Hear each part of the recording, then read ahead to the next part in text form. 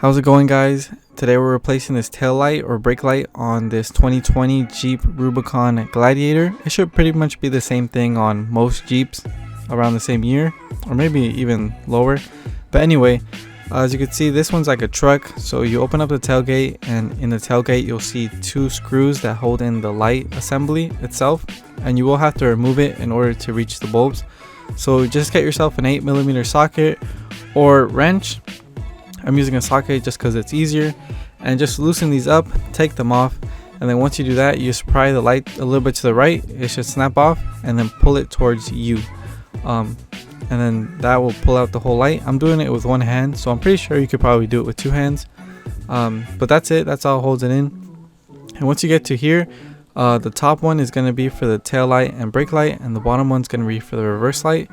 So you just want to turn this socket counterclockwise. Mine was pretty tight, so I had to put the camera down and loosen it up with both hands. But like I said, it was really tight. Turn it counterclockwise. Once you do that, you'll see the bulb. Just pull it out. Doesn't have to twist off or anything. Just pull it straight out. And as you can see, it is burnt. That's why it's not working, or that's why it's not on. So the one you will need to replace it is a 7443. You can order it online. Go to your parts stores. And as you can see, as soon as I put it on, it lights up, which obviously points out that the bulb was bad.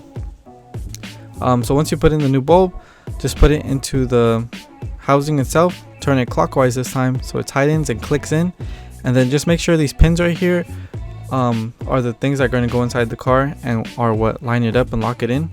So just line it up and push it straight in, and you should hear a click or clunk. That means that they clicked on.